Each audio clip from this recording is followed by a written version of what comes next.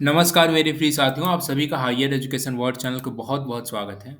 प्रिय साथियों, आप बिहार असिस्टेंट प्रोफ़ेसर नियुक्ति प्रक्रिया के अभ्यर्थी हैं, तो मुझे मालूम है आप सभी बहुत मायूस होंगे क्योंकि हाल के दिनों में जो कोर्ट का ऑर्डर आया है और उसके संबंध में अभी कोई आपको सूचना नहीं मिल पा रही है। तो लाज़मी है कि आपके मन में बहुत सारे कौतूहल चल रहे होंगे कि आने वाले समय में क्या होगा, क्या नहीं होगा? और इसी दरमियान न्यूज़पेपरों में भी बहुत सारी चीज़ें छप रही हैं, जैसे हाल के दिनों में देखा जाए तो ये अभी कल-परसों के न्यूज़ में क्या देखिए 2-3 यानी 2 मार्च का ये न्यूज़ आर्टिकल है। इसमें फ्रंट पेज पे देखिए दैनिक भास्कर में क्या छपा हुआ है कि 225 सरकारी कॉलेज में प्राचार्य नियुक्ति की तैयारी कर रहा शिक्षा विभाग। और ये नियुक्ति भी किसको दिए जाने वाली है? ये प्राचार्य नियुक्ति Bihar state university service commission को। देखिए ऊपर ही लिखा है कि प्राचार्य चयन का जिम्मा उसी विश्वविद्यालय सेवा आयोग को जो 2 साल में सहायक प्रोफ़ेसर की नियुक्ति नहीं कर सका। तो एक्चुअली जो कॉलेज जितने हैं बिहार में, पहली बात तो यूनिवर्सिटी और यूनिवर्सिटी के अंतर्गत जितने कॉलेजेस चलते हैं, उनमें जो प्रिंसिपल की नियुक्ति होती है, वो भी Bihar state university service commission के ही जिम्मे है, लेकिन अभी उसे ये टास्क नहीं दिया गया था। तो ये न्यूज़पेपर के आर्टिकल निकल जाने के बाद अभ्यर्थियों के मन में ये एक और दुविधा आ गई कि क्या अब सहायक प्राध्यापक की नियुक्ति प्रक्रिया रोक करके प्राचार्य की ही नियुक्ति प्रक्रिया आरंभ कर दी जाएगी? तो इन सभी तमाम पहलुओं पर आपकी जिज्ञासा होगी, लाज़मी है एक अभ्यर्थी होने के नाते और संग-संग एक जिज्ञासा और आपके अंदर है कि जो ये ऑर्डर आया हुआ था, ऑर्डर में इतनी सारी पेचीदगियाँ थी, माननीय न्यायालय के द्वारा जो ऑर्डर आया था। एक्चुअली पेचीदगियाँ दैट मीन्स कि इसमें इतने सारे सॉल्यूशन किए जाने के प्रावधान बताए गए थे कि ये चेंज करिए, ये चेंज करिए, बैकलॉग को लेकर के था। तो बहुत सारे अभ्यर्थियों के मन में दुविधा है कि क्या इसमें क्या हो सकता है? क्या माननीय न्यायालय के जो ऑर्डर हैं उसके अगेंस्ट में अपर कोर्ट में जा सकते हैं, डिवीज़न बेंच में सरकार जा सकती है। एलपीए जो फाइल किया जाता है डिवीज़न बेंच में क्या उसमें जा सकती है? उसमें जाने का भी शायद 30 दिन प्रोसेस होता है, 30 दिन के अंदर में ही शायद जाया जा सकता है। तो क्या उसमें सरकार जा सकती है, उसकी क्या संभावना है? और अगर नहीं जाती है, तो इसमें कैसे चेंज करेगी, क्या चेंज करेगी, बहुत सारी दुविधा है। देखिए एक्चुअली इस पे बात करने के लिए हमसे थोड़ी देर बाद मेरे मित्र आदित्य आनंद जी जुड़ेंगे जो कि नेशनल लॉ यूनिवर्सिटी के छात्र हैं और कानूनी मसलों पर बहुत नज़दीकी से पकड़ रखते हैं, उनसे हम लोग जुड़ेंगे। एक्चुअली इसमें देखिए ये जो कोर्ट ऑर्डर है इसमें सभी पहलुओं के संबंध में यहाँ पे ऑलरेडी जज साहब ने ही यहाँ पे एक तरह से कहा जाए तो विज़न दे दिया है, कि इसमें क्या-क्या चेंज करिए और किस-किस आधार पे चेंज करिए। इसमें देखिए बहुत सारे केसेस का ज़िक्र किया गया है और उसमें स्पष्ट रूप से प्रदर्शित किया गया है कि आपको उसी के अनुरूप करना है। ठीक है? तो कहीं न कहीं ऑलरेडी इस ऑर्डर में ही चीज़ें रिवील कर दी गई हैं, प्रकट कर दी गई हैं। देखिए हम पेज नंबर 23 पे आते हैं इसी ऑर्डर के, तो देखिए यहाँ पर एक ये केस का ज़िक्र है doctor Sudhir Kumar and others versus state of Bihar. देखिए इस केस का बार-बार ज़िक्र है। इस केस का देखिए ये पेज नंबर 23 पे और हम नीचे चलते हैं इसी ऑर्डर के, तो नीचे में भी यही ऑर्डर का ज़िक्र है। ये देखिए, ये पेज नंबर हम आ चुके हैं 45 पे आते हैं देखिए इस ऑर्डर के, तो यहाँ पे भी सेम चीज़ कहा गया और क्या कहा गया है, इससे ही प्रतिबिंबित हो जाएगा। देखिए कह क्या रहा है कि Sudhir Kumar laying down the method and manner in which backlog post are to be identified, the present litigation has insured the same errors. ये स्पष्ट रूप से कह रहा है कि जो सुधीर कुमार वाला केस था, उसमें भी बैकलॉग पोस्ट संबंधित इसी तरह के एलिगेशन थे, इसी तरह के लिटिगेशन थे। लेकिन फिर से वही सेम चीज़ें इनके द्वारा दोहराई गई है। देखिए यहाँ पे क्या कह रहा है कि had the respondent applied the judgment passed by the court in Sudhir Kumar the present litigation could have been avoided.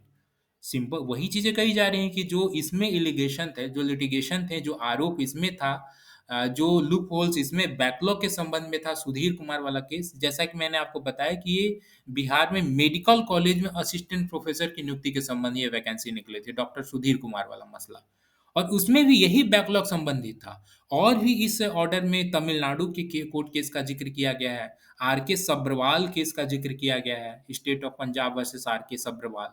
जिसमें कि वही-वही के उन्हीं जिन-जिन केसों का मैं आपके समक्ष ज़िक्र कर रहा हूँ, उन सब केसों में ही इसके उत्तर अंतर्निहित हैं कि एक्चुअल में आयोग क्या करेगा, शिक्षा विभाग क्या करेगा, इसका क्या सॉल्यूशन निकल के आएगा, क्या एलपीए फाइल होगा या नहीं होगा, आने वाले समय में कितने देर लग सकते हैं। तो आपके सभी जितने भी मन के कौतूहल हैं, मुझे उम्मीद है कि इस वीडियो के अंत होते-होते आप प्रश्न विहीन हो जाएँगे।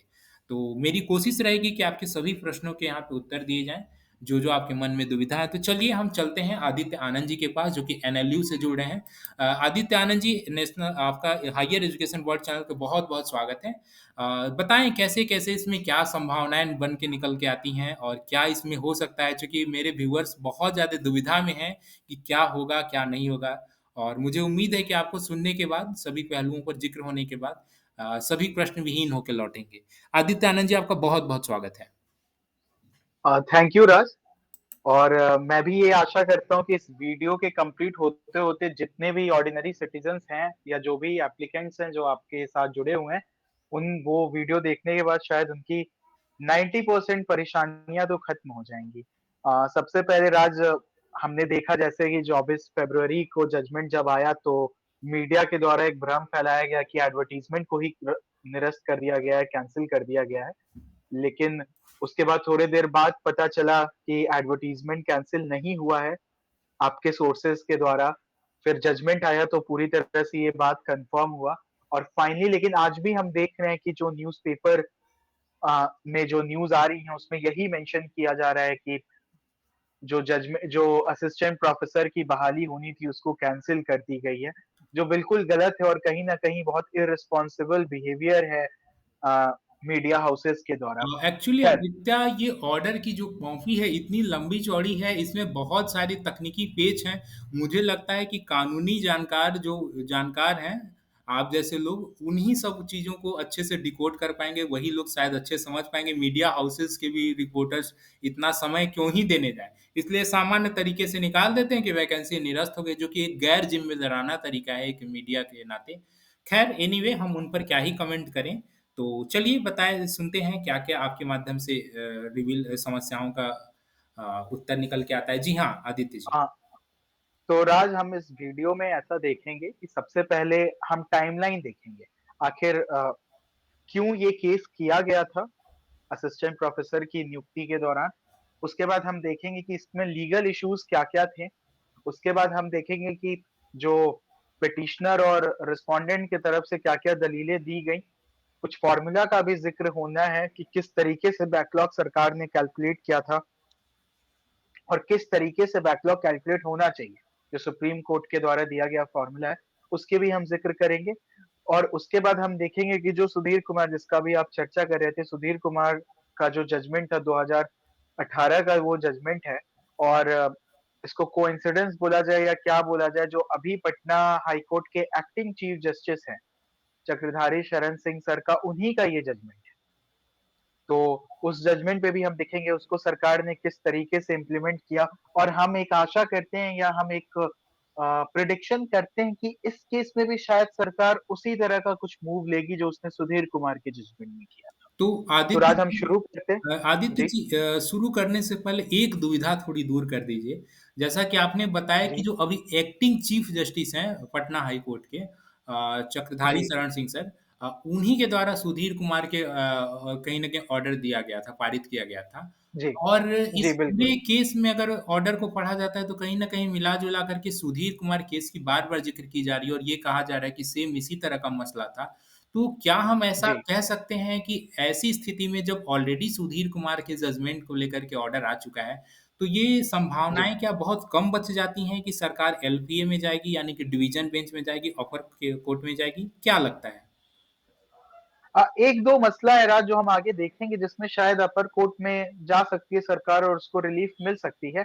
लेकिन जहाँ तक बात बैकलॉग कैलकुलेशन को लेकर है, बैकलॉग वैकेंसी को एज़ अ सेपरेट क्लास दिखाने की बात है, तो उस केस में तो मुझे नहीं लगता कि सरकार को किसी भी तरह की रिलीफ मिलने की उम्मीद है एलपीए में भी। क्योंकि जो एलपीए सुन रहे हैं वो खुद चक्रधारी शरण सिंह हैं जिन्होंने सर ऑनरेबल जस्टिस ने जजमेंट दिया था। दूसरे जस्टिस आशुतोष कुमार और उनके साथ एक और जज साहब हरीश सर हैं और एक पीवी बजंत्री सर हैं। इन तीनों के पास में से किसी के भी बेंच में जा सकती है डिवीज़न बेंच में एलपीए का। और मुझे बहुत कम उम्मीद है कि बैकलॉग को लेके कोई रिलीफ मिलेगा सरकार को। बट 1-2 इश्यूज़ हैं जो अभी हम ज़िक्र करेंगे, जिसपे शायद उनको रिलीफ मिले अगर वो एलपीए में जाते हैं। लेकिन उसका ज़्यादा मसला मतलब ज़्यादा फ़ायदा कुछ दिखेगा नहीं, जो एप्लीकेंट्स हैं उसको लेके। जी, तो जी। हम शुरू करते हैं राज। जी हाँ, बिल्कुल, बिल्कुल। मेरा स्क्रीन विज़िबल है, आप बस ये कन्फर्म कर दें। जी हाँ, बिल्कुल विज़िबल है। ठीक है। तो जैसा हम देख सकते हैं कि जो एडवर्टाइज़मेंट आई थी 2020 में 21 सितंबर 2020 को, उसमें 4,638 पोस्ट एडवर्टाइज़ हुए थे और जो सबसे बड़ा लीगल इश्यू उसमें अराइज़ हुआ था कि 1,223 सीटें जनरल कैटेगरी या ओपन कैटेगरी बोला जाए तो ज़्यादा बेहतर होगा, उनके लिए थी। इस चीज़ को लेके ही कुछ पिटिशनर थे जो खुद एप्लीकेंट भी हैं और शायद उसी कैटेगरी से आते होंगे, ओपन कैटेगरी से, उन्होंने केस फाइल किया था। केस उन्होंने फाइल इस बेसिस पे किया था कि Bihar reservation of vacancies in post and services act है 1991 का, जिसका हम पहले भी जिक्र कर चुके हैं वीडियो में। उसमें 2002 में इसको रीऑर्गेनाइज किया गया था जब झारखंड अलग हुआ था। तो ये रिजर्वेशन का फ्रेगमेंटेशन था। 16% शेड्यूल कास्ट को दिया गया था, 1% शेड्यूल ट्राइब को दिया गया था, एक्सट्रीमली बैकवर्ड क्लास को 18% दिया गया था, बैकवर्ड क्लास को 12 दिया गया था, वुमेन ऑफ बैकवर्ड क्लास को 3% दिया गया था। इससे टोटल 50% रिजर्वेशन होता है। अब बाकी का जो 50% था वो ओपन कैटेगरी के लिए था। अब उस 50% में से जो 10% है वो 2019 में ईडब्ल्यूएस कैटेगरी को दिया गया और 2016 में आरपीडब्ल्यू एक्ट, जो right of person with disability act है 2016, उसमें 4% रिजर्वेशन डिसेबल्ड पर्सन को भी दिया गया, जिसमें 4 का बाइफर्केशन है, 1% visually impaired, 1% deaf and dumb, 1% mental disability या मल्टीपल डिसेबिलिटी और 1% जो है वो OH category, orthopaedically handicap category को दिया जाता है।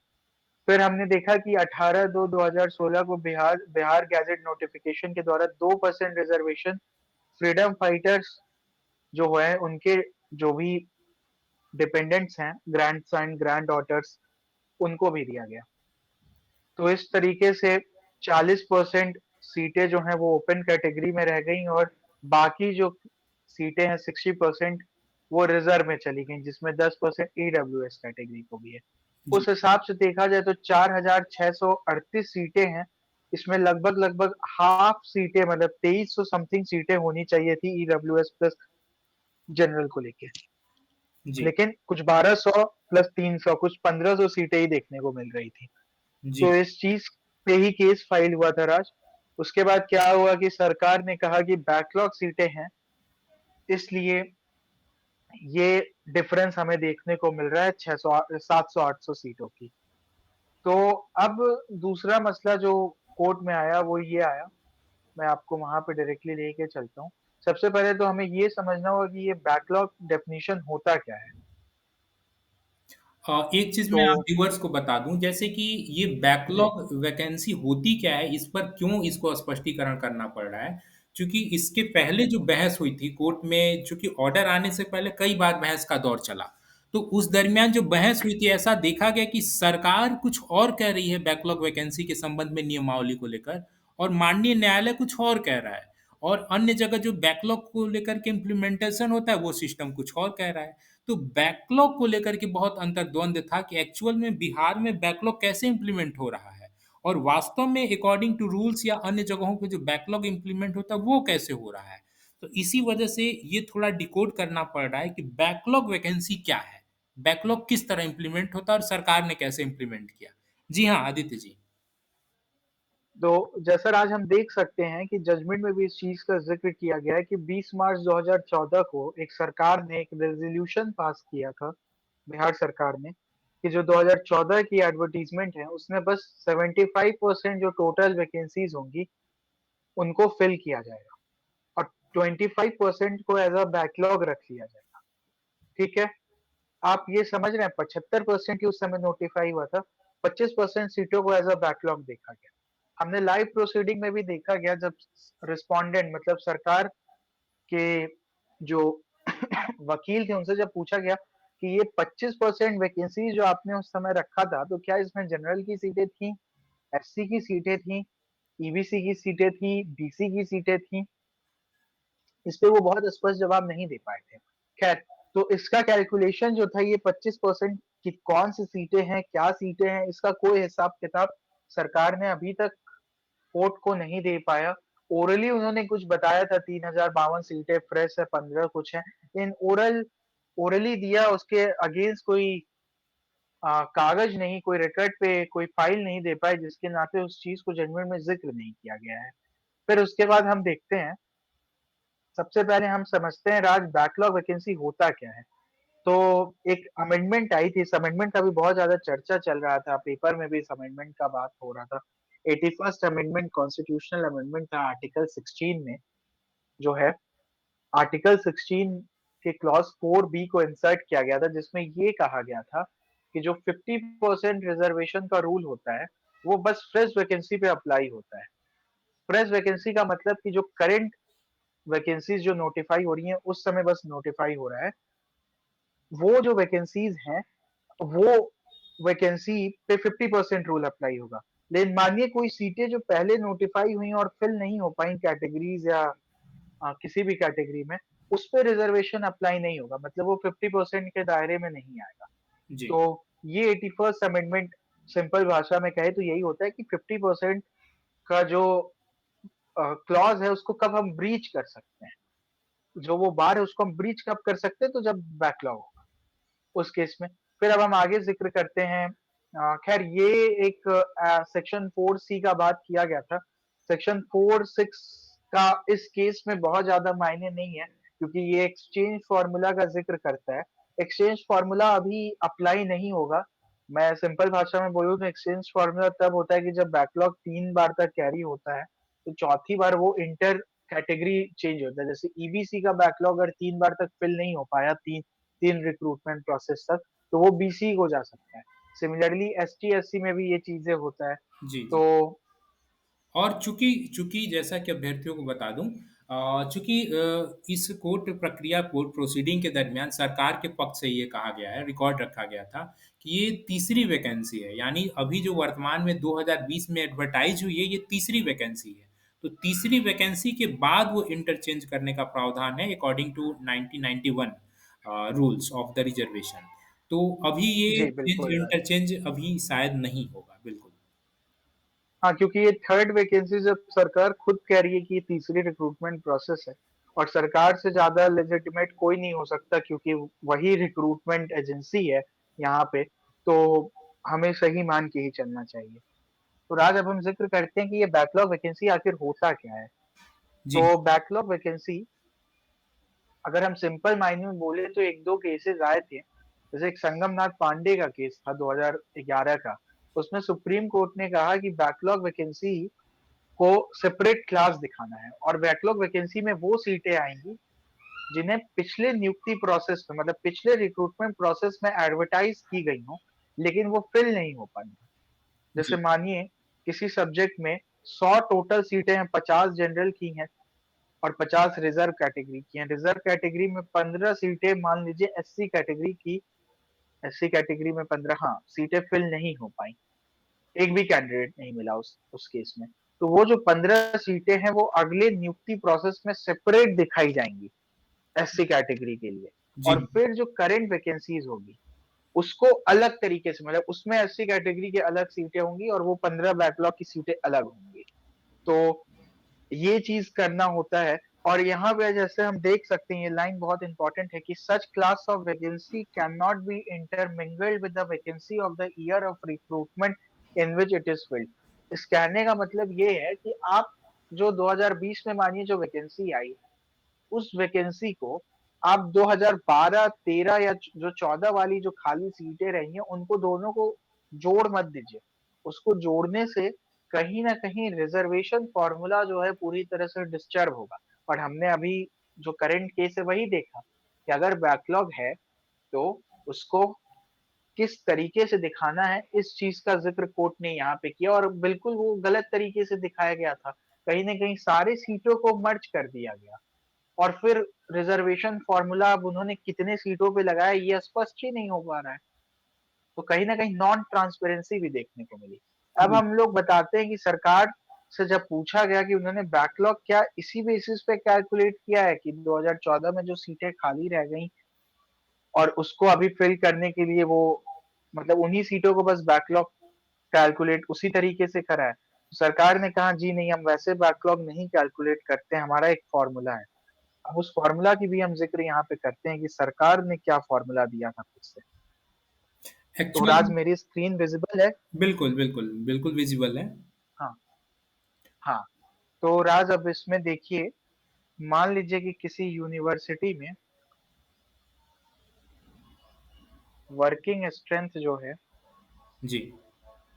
एक्चुअल में अभी जो आप मेरे व्यूअर्स अभी आप जो स्क्रीन पे देख रहे हैं, वो ये दिखाया जा रहा है कि एक्चुअल में सरकार ने किस ढंग से फ़ॉर्मूला अप्लाई हाँ, किया था बैकलॉग को एनालाइज़ करने के लिए। मैं ऊपर लिख देता हूँ। आपने अभी क्या देखा कि एक्चुअल में रियल प्रैक्टिसेस जो होती है कॉमन ढंग से उसमें क्या बैकलॉग होता है पिछले नियुक्ति में जो सीटें खाली रही वो बैकलॉग होगा जैसे कि साइकोलॉजी विषय में 2014 के वैकेंसी के अकॉर्डिंग बात की जाए तो लगभग 92 सीटें खाली थी तो वो 92 सीटें ही मात्र बैकलॉग होंगी लेकिन सरकार अलग ढंग से बिल्कुल। इम्प्लीमेंट की वो क्या इम्प्लीमेंट की वही आप देख रहे हैं जी तो जैसे इसका जो सरकार ने क्या फ़ॉर्मूला लगाया कि ये यूनिवर्सिटी में विज़िट की और पूछा यूनिवर्सिटी के जो भी एडमिनिस्ट्रेटिव डिपार्टमेंट होगी कि आपके पास कितनी टोटल स्ट्रेंथ कितनी है, ठीक है? मान लीजिए कि किसी एक सब्जेक्ट को लेते हैं हम पॉलिटिकल साइंस को लेते हैं, वेरी गुड पटना यूनिवर्सिटी। चलिए यहाँ पर पॉलिटिकल साइंस पटना यूनिवर्सिटी को ले लिया गया है और यहाँ पर टोटल स्ट्रेंथ दिखाई जा रही है मान लीजिए टोटल स्ट्रेंथ 100 मान लेते हैं ऐसे कि 100 है ठीक टोटल स्ट्रेंथ। तो बिल्कुल अगर हम बस बेसिक फ़ॉर्मूला पे चलें तो 50 अनरिज़र्व कैटेगरी पे रहना चाहिए बिल्कुल और 50 जो है रिज़र्व कैटेगरी पे रहना चाहिए, जी हाँ ठीक है? अब मान लीजिए जो वर्किंग स्ट्रेंथ है 100 में से वहाँ पे 60 लोग टोटल काम कर रहे हैं वर्किंग स्ट्रेंथ। बहुत अच्छी बात यानी 40 अभी अनफिल्ड है यूनिवर्सिटी की टोटल स्ट्रेंथ 100 हो गई 40 अभी वर्किंग हाँ, स्ट्रेंथ सॉरी 60 वर्किंग स्ट्रेंथ है और 40 अनफिल्ड है वो अभी नियुक्त हुई ही नहीं है हाँ, वैकेंट है जो 40 वैकेंसी मान बना लेते हैं। ठीक है अब ये जो 60 सीटें हैं, इसमें से मान लीजिए इसका डिवीज़न हम कैसे करते हैं? हम ऐसे करते हैं देखिए। चलिए ये जो 60 सीट ठीक है? हाँ हाँ सा बिल्कुल 60 सीटों में मान लेते हैं 40 जनरल कैटेगरी के कैंडिडेट हैं, जो कि वर्किंग है अभी वहाँ कार्य कर रहे हैं वर्किंग वेरी गुड ठीक है और 20 कैंडिडेट जो हैं, वो रिज़र्व कैटेगरी से। बिल्कुल ये reserve category S C S T EBC EWS सभी के हो सब सकते कोई, हैं वो 50% में ये लोग जो सबको ही आते हैं, वो लोग जी हैं। हाँ अब सरकार ने क्या किया इस केस में? उन्होंने कहा कि आइडियल सिचुएशन क्या होना चाहिए था? जो वर्किंग हैं 60 लोग, उनमें से 30 अनरिज़र्व होने चाहिए थे, हम्म हाफ मतलब 50% और जो 30 सीटें हैं, वो रिजर्व की रिज़र्व में है हो जानी चाहिए, ये जो रिजर्वेशन का 50%। जो फॉर्मूला है उसके अकॉर्डिंग वर्किंग स्ट्रेंथ भी होनी चाहिए हाँ, जो कि अब गवर्नमेंट सरकार ने क्या किया कि देखा कि 40 जनरल कैटेगरी में वर्किंग है और 20 ही रिज़र्व कैटेगरी में है। अब ये जो 20 माइनस 40 है मतलब होना दोनों का सेम चाहिए था, तो इन्होंने क्या किया कि 20 माइनस 40 करा और कहा कि ये जो 20 सीटें हैं, इसको हम बैकलॉग बना दें, ओके ओके ओके ठीक है? यानी जो 20 सीटें बैकलॉग दी गई हैं अब अगली जो नियुक्ति निकलेगी पॉलिटिकल साइंस की जो कि 40 वैकेंसी है उस 40 में से 20 हाँ, काट लिया गया अब 20 को हाँ, वो बैकलॉग सीटें बैकलॉग चली गई। और 20 ही हाँ, सीट में फिर रिजर्वेशन फॉर्मूला लगेगा अब ये जो 20 सीटें हैं, अब बची कितनी? ये जो 40 वैकेंसी हैं और उसमें से 20 हटा देने के बाद 20 सीटें बचती हैं। 20 सीटें अब हाँ, इसमें लगेगा रिजर्वेशन का फॉर्मूला अब ये बन गई करंट वैकेंसी। अरे बाप रे बाप खैर ये फ़ॉर्मूला क्या पता कहाँ से आया, ये कहीं किसी जर्नल में मुझे मिला नहीं। ये सरकार ने खुद से एक बना लिया है ये फ़ॉर्मूला मतलब और अभी अब कहना है कि ये हाँ, कॉमन प्रैक्टिसेस में ये फॉर्मूला अप्लाई नहीं होता है बैकलॉग का मतलब हाँ, पिछले नियुक्ति में जो सीटें रिक्त रह गई लेकिन जैसा कि आपने देखा कि बस, बिहार गवर्नमेंट का ये फॉर्मूला है बस, वर्किंग बस, स्ट्रेंथ के बस। आधार पे अच्छा हाँ, अब अब क्या होगी यहाँ पे? यहाँ पे अब बताइए जब सीटें एडवर्टाइज़ होंगी मान लीजिए किसी भी ईयर में अब क्या दिखेगा, टोटल सीट एडवर्टाइज होंगी 60 सीट्स, ठीक है, नहीं नहीं, 40 सीट और एडवर्टाइज हुई 20 ना। सीटें, हाँ 40 सॉरी वैकेंट, 40 सीटें 40 एडवर्टाइज, सीट हाँ वैकेंट थी तो यहाँ 40 40 एडवर्टाइज। सीट एडवर्टाइज होंगी, और 20 सीटें जनरल कैटेगरी, ये जनरल को कितनी गई टोटल सीटें? 10, नहीं राज, 10 एक सीटें मिनट, जाएंगी। बिल्कुल 10 सीटें जाएंगी, क्योंकि 20 40 सीट आपने 20 एडवर्टाइज की। सेकंड वैकेंसी है, हाँ, तो ये जो 10 सीटें हैं वो हो गई आपको जनरल कैटेगरी की, बिल्कुल। बस। अब यही माजरा फंसेगा, और जो 30 सीटें हैं, 20 करंट की, यहाँ पर आदित्य मैं अपने व्यूअर्स को समझाना चाहूंगा कि देखिए एक्चुअल में यही हुआ है। 40 सीटें आपको हाँ अगर प्रकट कर दी जाए तो आपके लिए 40 सीटें तो वैकेंट फ्रेश वैकेंसी लगेगी। लेकिन इसमें यहाँ पे 20 सीटें क्या थी, इनके फॉर्मूला के अकॉर्डिंग बैकलॉग है। एक्चुअल में वो भी सर कोर्ट ने बैकलॉग माना नहीं है। लेकिन अगर सरकार के भी नियम के अंतर्गत देखा जाए तो ये 20 सीटें बैकलॉग थी, जो कि इनको दिखाना चाहिए था। लेकिन एक ही में मर्ज कर दिया, 40 सीट दिखा दे और 40 में केवल 10 सीट जनरल कैटेगरी का दिखा है। और 10 सीट देखिए करंट, जबकि होना क्या चाहिए था, ऐसे सेपरेट होना चाहिए था, जैसा कि आप स्क्रीन पर देख पा रहे हैं कि 10, हाँ, जी हाँ, 20 बैकलॉग की सीटें हो गई और 10 जो है करंट वैकेंसी से। करंट वैकेंसी तो टोटल 30 सीटें रिजर्व कैटेगरी को जा रही बिल्कुल। है। लेकिन अब राज देखिए, अब होना क्या चाहिए, कोर्ट क्या कहती है ये सारे मसलों पे, वो मैं बताता हूँ आप लोगों को। जो इतने सारे जजमेंट्स आए हैं, उसमें होना क्या चाहिए था असल में। अब मैं दिखा दूं कि ये लोग कहेंगे कि कहीं किसी को दिक्कत है, ये फॉर्मूला कैसे आया है, तो मैं एक मिनट आपका समय लूंगा। एक्चुअली और इस पूरे ऑर्डर के दरमियान यहाँ पे डॉक्टर सुधीर कुमार वाले केस का जिक्र किया गया है। अ, हाँ, अभी उस पे भी आएंगे राज। आप ये वाला जो सरकार में ये थोड़ा पेचीदा था, इसलिए मैंने 100 सीटों पे लिया है। आप इसको पढ़िएगा मेरे व्यूअर्स, तो वही जो चीज मैंने सिंपल भाषा में समझाया है, वही कैलकुलेशन यहाँ पे सरकार ने अपने स्तर पे किया गया है। लेकिन सॉरी, लेकिन अब एक्सक्यूज मी, मैं पानी पी लेता जी हाँ। तो जैसा कि आपने हूँ। हाँ, देखा कि अभी अभी बैकलॉग को लेकर के कैसे सरकार और यहाँ पर जो आम प्रैक्टिसेस चलती हैं इसके बीच में डिफरेंसेस था। आगे हम लोग देखेंगे बिल्कुल। कि एक्चुअल में क्या अब हो सकता है। जी हाँ आदित्य जी। क्या होना चाहिए हम लोग उस पे डिक्लेयर करते हैं। जैसे देखिए, ये एक जजमेंट का भी जिक्र किया गया है कि only those vacancies can be declare backlog with in reserve category which were subject matter of advertisement, previous advertisement, and remain unfilled because of non-availability of suitable candidates within the reserve category after selection। खैर, अब हम एक और चीज देख लेते हैं, एक और यहाँ पे सुधीर कुमार के जजमेंट पे आते हैं। सुधीर कुमार में सिमिलर केसेस था, सेम फॉर्मूला पे सरकार ने बैकलॉग कैलकुलेट किया था, और बाद में रिवर्स हो गया वो, और सेम जजमेंट आया कि बैकलॉग बस पिछली रिक्रूटमेंट प्रोसेस में जो सीटें खाली रह गई हैं उनको माना जाए, ना कि टोटल वर्किंग स्ट्रेंथ से कैलकुलेट किया जाए, ठीक है। अब जी हम आगे आते हैं, थोड़ा एक एक और इम्पोर्टेंट बात है, फिर मैं उसके बाद आप लोग को एक इम्पोर्टेंट चीज बताऊंगा। यहाँ पे एक जजमेंट आया था अभी रिसेंटली 2021 का, उस जजमेंट का चर्चा भी किया गया है इस वैकेंसी में, इस जजमेंट में। जी हाँ। एक मिनट। एक्चुअल में ये पूरा 48 पेज का ऑर्डर है, इसलिए इसमें बहुत सारी पेचीदियाँ हैं। और जैसा कि आप देख ही रहे हैं कि उन्हीं तकनीकी लूप होल्स जो है उसी का दुष्परिणाम है कि बार बार पेपर और न्यूज़ मीडिया में आपको बार बार दिख रहा है कि वैकेंसी कैंसिल हो गई है। इसीलिए सभी पहलुओं को जरा हाँ, ध्यान से देखना होता है। जी हाँ।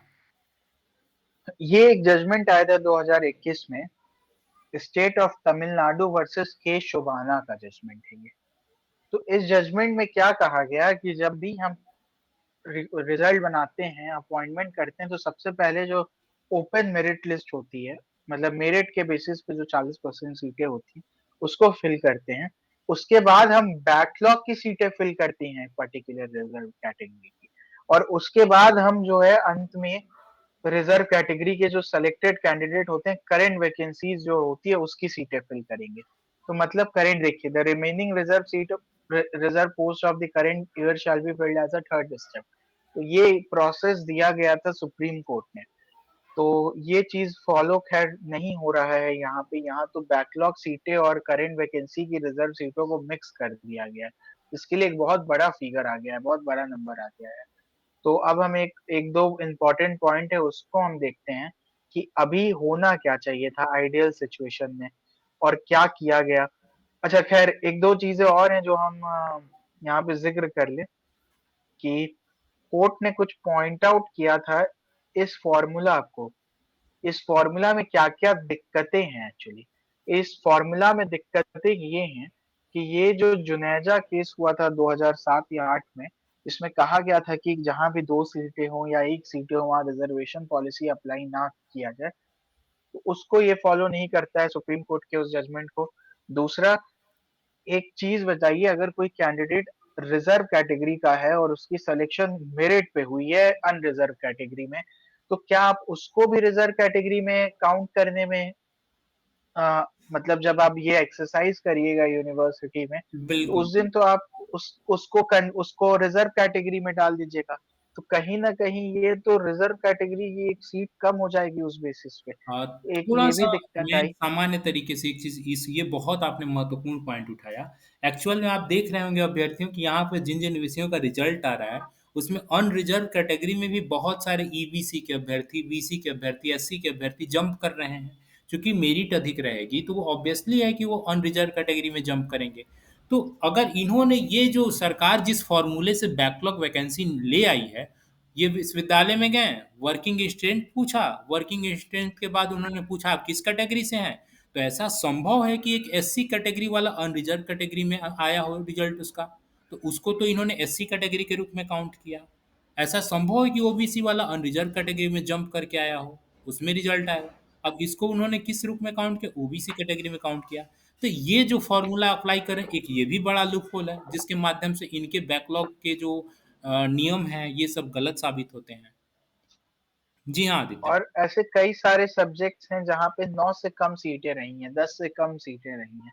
तो यहाँ पे जो ये फॉर्मूला है ये 10 से ऊपर वाली सीटों पे तो अप्लाई हो जाए, लेकिन 10 से कम जहाँ पे सीटें होंगी, वहाँ मानिए 9 सीटें हैं तो 4 seat general, 5 seat category, 1 seat कहाँ से देंगे?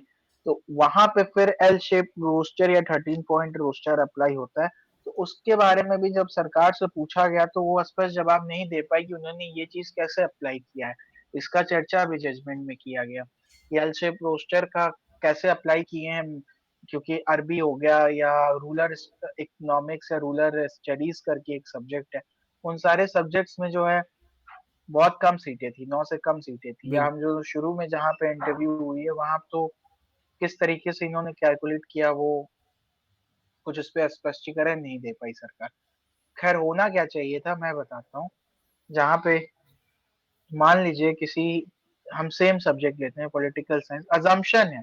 ऐसा ये ना मानिए कि पटना यूनिवर्सिटी में इतनी सीटें होंगी, ये बस मैं समझाने के लिए यूज़ कर रहा हूँ एक अजम्पशन कि मान लीजिए 100 सीटें एडवर्टाइज़ हुई थी 2014 के रिक्रूटमेंट प्रोसेस में जहाँ पे 20 सीटें खाली रह गई थी।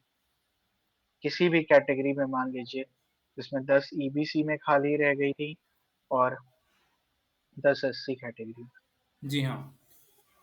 यानी 100 एडवर्टाइज़ वैकेंसीज़। हुई, 20 सीटें खाली रह गईं, 10 ईबीसी में, 10 एससी में। ये मान के चलते हैं कि हाँ, 2014 में वैकेंसी निकली थी, अनफिल्ड सीट हाँ, हो गई तो 20। और मान लीजिए 2014 से 2020 का जो करंट वैकेंसी है वो फिर से 100 सीटें हो जाते हैं, ठीक है? ठीक है? अब क्या होगा, जो आइडियली क्या होना चाहिए था यहाँ पे कि जो 100 सीटें हैं उसको 50% जनरल प्लस ईडब्ल्यूएस को दे दें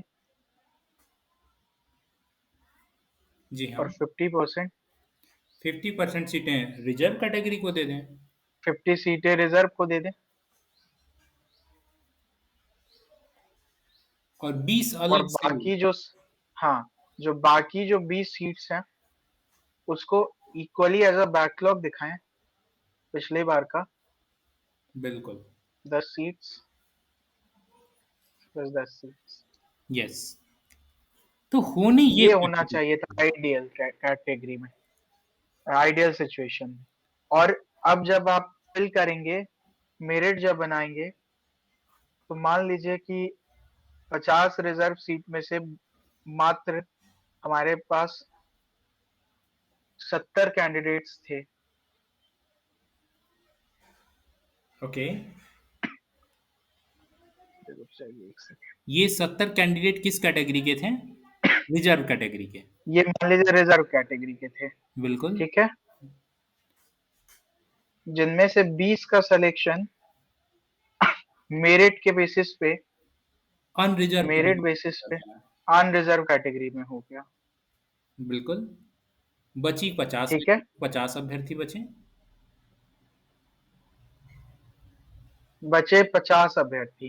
तो अब क्या होगा, 50 अभ्यर्थी में से पहले ये जो, अब अगर हम 2021 का जजमेंट फॉलो करें, तो ये जो 10 सीटें हैं बैकलॉग की, 10 इसकी 10 इनकी, ये सीटें पहले फिल होंगी।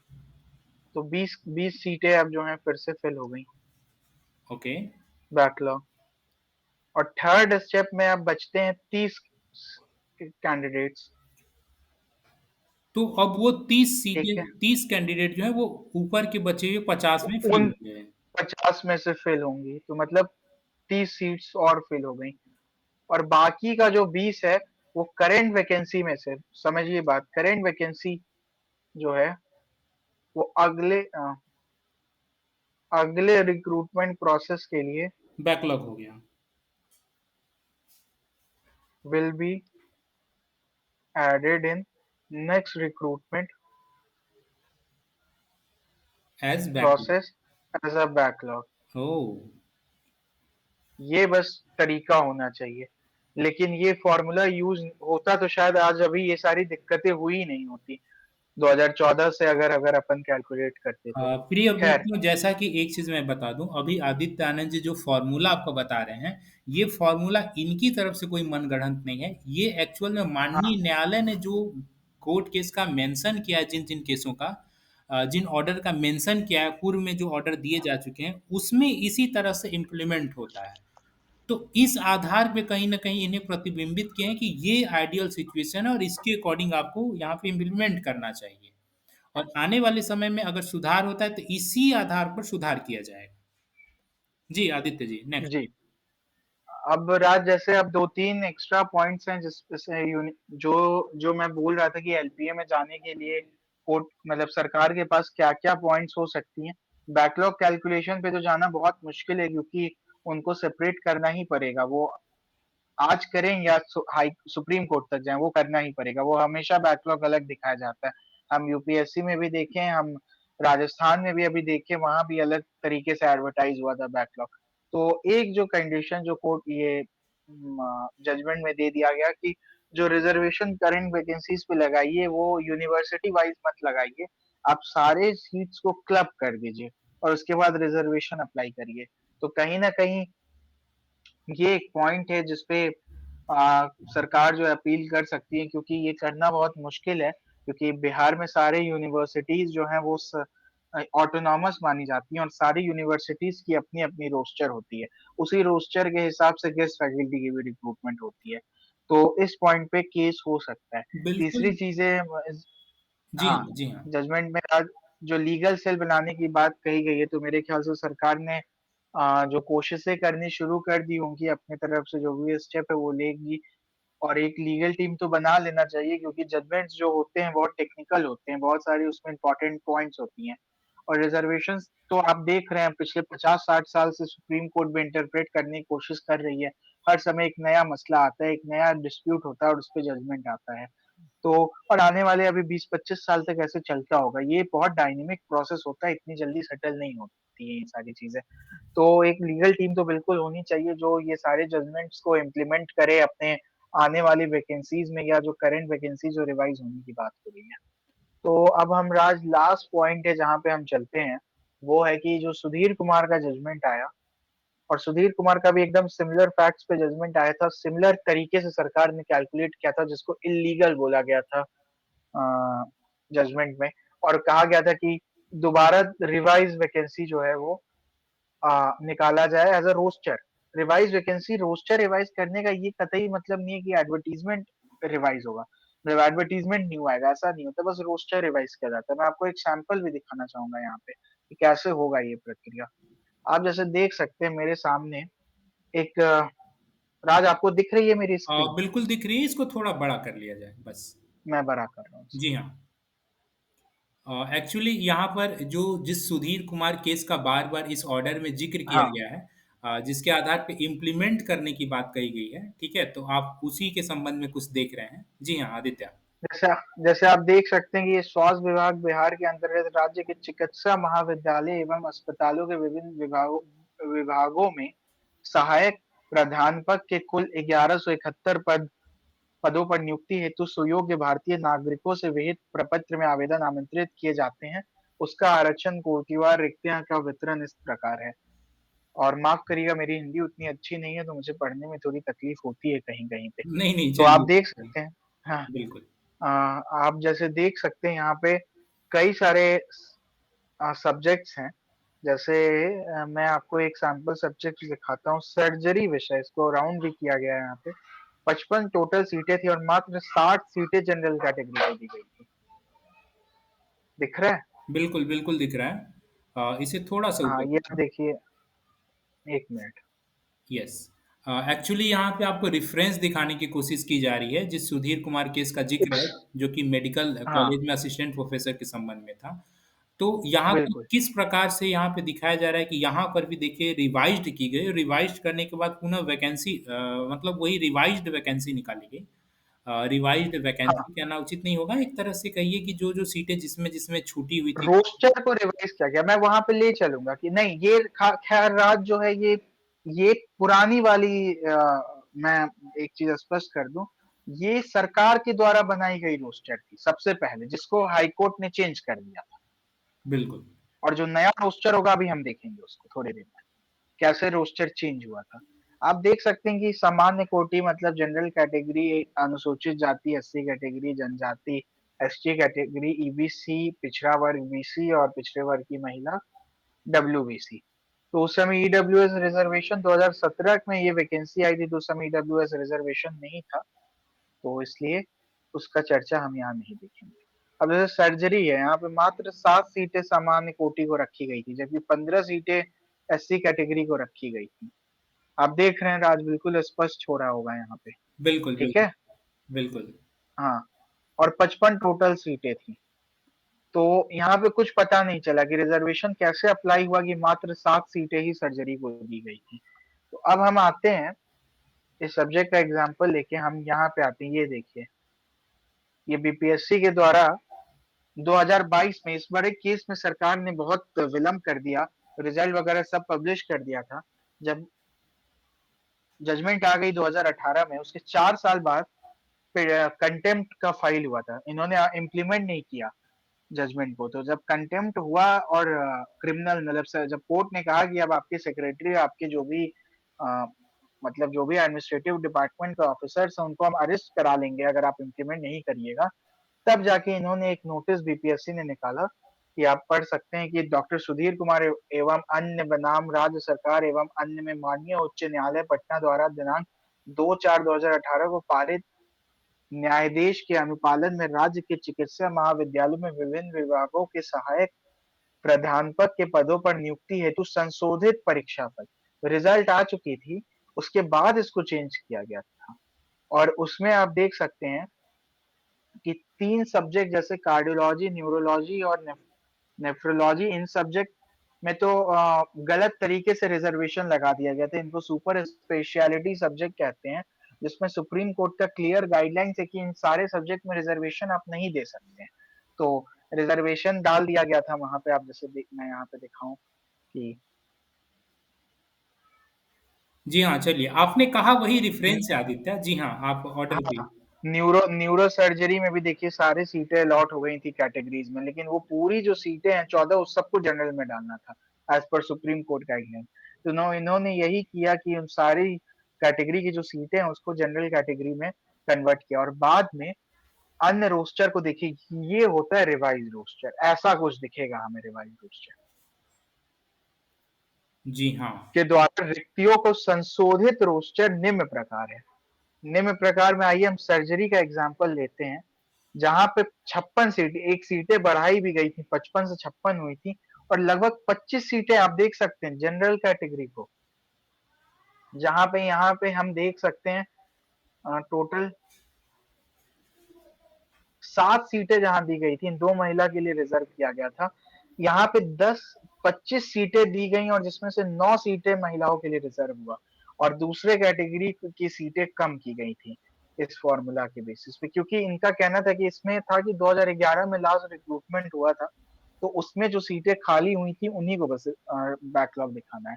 अल्टीमेटली कैलकुलेशन करके कुछ कैटेगरीज़ में जनरल कैटेगरी को भयंकर फ़ायदा हुआ था, लेकिन कुछ में यही नहीं लेकिन जनरल वाले इतने खुश होने की ज़रूरत नहीं है, ऐसे बहुत सारे सब्जेक्ट थे, जिसमें कोई संशोधन नहीं हुआ था। क्योंकि वो बहुत सही वो एकदम रोस्टर बिल्कुल सही तरीके से बना हुआ था वहाँ उस उन सब्जेक्ट्स में। जैसे आप देख सकते हैं एनाटॉमी में 31 सीटें थी, रिवाइज़ रोस्टर में भी 31 हुई। अ, फिजियो में 8 से 24 हो गया था लेकिन बायोकेमिस्ट्री में देखिए 22 सीटें थी, 22 सीटें ही रह गई थी। तो आप देख सकते हैं कि जिस-जिस कैटेगरी में सरकार ने को लगा कि इस कैटेगरी में सीटें कम हैं या गलत तरीके से मतलब उस फ़ॉर्मूला में गलत तरीके से सीट कैलकुलेट हो गई, उन सारी कैटेगरीज़ की सीटें रिवाइज़ कर दी गई थी। राज़ आई थिंक अब हमारे व्यूअर्स को क्लियर हुआ होगा कि ये पूरा प्रोसीज़र जो है आगे कैसे दिखने वाला है। बिल्कुल, बिल्कुल। ये बहुत आप ब्रेकिंग और लेटेस्ट अपडेट दिखा रहे हैं कहीं न कहीं। एक्चुअल में ये पूरा order Sudhir Kumar versus state of government Bihar के संदर्भ में ही है। पूरे ऑर्डर को जब आप पढ़ेंगे तो बार-बार कई जगह ये डॉक्टर सुधीर कुमार जो बिहार में चिकित्सा महाविद्यालय में असिस्टेंट प्रोफ़ेसर की नियुक्ति प्रक्रिया निकली थी, उसका ज़िक्र किया गया है।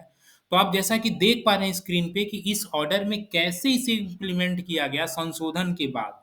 आप देख पा रहे हैं संशोधन करने के बाद कई विषयों में जनरल की सीटें बढ़ जा रही हैं और रिजर्व कैटेगरी की सीटें घट जा रही हैं और कई में इक्वल ही रह रही हैं। ऐसा हो सकता है कि पिछले नियुक्ति में इस वैकेंसी की बात करें जो अभी बिहार में जो मेडिकल कॉलेज में असिस्टेंट प्रोफेसर की नियुक्ति निकली थी, तो ऐसा हो सकता है कि पिछले नियुक्ति में किसी-किसी विषय में कोई चेंजेस नहीं रहा हो, किसी विषय में कोई रिक्तियाँ नहीं बची हों। जैसे 2014 की ही बात करते हैं, तो साइकोलॉजी का मैं बार-बार क्यों ज़िक्र करता हूँ? क्योंकि साइकोलॉजी में पिछली नियुक्ति में 92 सीटें खाली रह गई थीं। तो ऐसा संभव है कि वो 92 सीटें खाली थी तो साइकोलॉजी में बहुत ज़्यादा चेंज ना देखने को मिले। साइकोलॉजी में हो सकता है सीटें संभवतः ऐसी ही एज़ इट इज़ रह जाएँ क्योंकि यहाँ पे 92 सीटें बैकलॉग की हैं। लेकिन अगर हम वही पॉलिटिकल साइंस की बात करें, वही हिस्ट्री की बात करें, तो यहाँ पर क्या सीटें रिक्त थीं? यहाँ पर शायद रिक्त नहीं थी। तो ऐसी स्थिति में यहाँ पर हो सकता है कि सीन बहुत ज़्यादा चेंजेस ना देखने को मिले। तो वो विषय वाइज़ यहाँ पर डिफ़र कर सकता है, किसी विषय में जनरल में पूरी तरह से चेंज हो जाएगा ड्रामेटिक रूप से, किसी में चेंज नहीं होगा, किसी में एज़ इट इज़ रहेगा।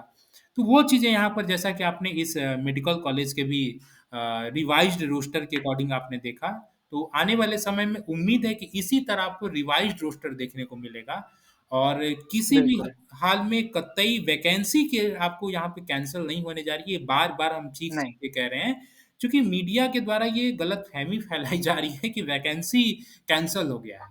तो ये चीज़ स्पष्ट है। मुझे लगता है कि आदित्य आनंद जी आपने बहुत सारी ठीक है। तो बस आप देख सकते हैं कि कुछ सब्जेक्ट में चेंज नहीं हुआ था और कुछ सब्जेक्ट में चेंज हो गया था। बस और अल्टीमेटली हमें कुछ ऐसा ही इस बार भी देखने को मिलेगा। थोड़ा विलंब होगा 2-3 महीने का, उसके बाद चीज़ें स्पष्ट हो जाएँगी। तो ओवरऑल बहुत-बहुत धन्यवाद आदित्य जी। आपने सभी चीज़ों को यहाँ पे स्पष्ट तौर पे रखा और मुझे उम्मीद है कि आने वाले समय में यही सीन आपको एज़ इट इज़ देखने को मिलेगा, कैसे नियुक्ति में चेंजेज़ होंगे। नियुक्ति में चेंजेज़ दैट मीन्स कि रिवाइज़्ड रोस्टर जो निकल के आएगा, तो उम्मीद है कि आने वाले 1 डेढ़ महीने में जो भी थोड़ी बहुत सुगबुगाहट होगी, वो सामने निकल के आएगी। और जो अपर कोर्ट में जाने की बात है, आपको जैसा कि आदित्य जी ने भी बताया कि जो कोर्ट ऑर्डर में एक चीज़ें कही गई हैं कि इस यूनिवर्सिटी को एक यूनिट मान के यहाँ पर जो रोस्टर बनाई गई है, वो ना मान करके एक सब्जेक्ट को यूनिट बनाया जाए और सब्जेक्ट को जैसे कि अगर साइकोलॉजी में 424 सीटें हैं, तो 424 में रिज़र्वेशन अप्लाई किया जाए, ना कि एक-एक विश्वविद्यालय वाइज़ कि एक विश्वविद्यालय में साइकोलॉजी की कितनी सीटें खाली हैं, फिर उस सीट में कौन-कौन से किस कैटेगरी को ऐसे ना इम्प्लीमेंट किया जाए। तो ये थोड़ा पेचीदगी है, इस पर उम्मीद है कि एलपीए में शायद कोर्ट जाए तो जाए सरकार, अन्यथा यहाँ पर बहुत कम उम्मीद है कि सरकार यहाँ पर एलपीए में जा रही है। जो भी चीज़ें हैं यहाँ पर संशोधित रिवाइज़्ड रोस्टर आपको शायद आने वाले समय में देखने को मिलेगा। बाकी जो भी अपडेट रहेंगे आपको ज़रूर चैनल पर उपलब्ध कराया जाएगा। आदित्य जी आप चैनल से जुड़ें और सभी पहलुओं को आपने बहुत अच्छे तरीके से यहाँ पे मेरे व्यूअर्स को बताया। इसके लिए आपका एक बार फिर से बहुत-बहुत आभार। धन्यवाद।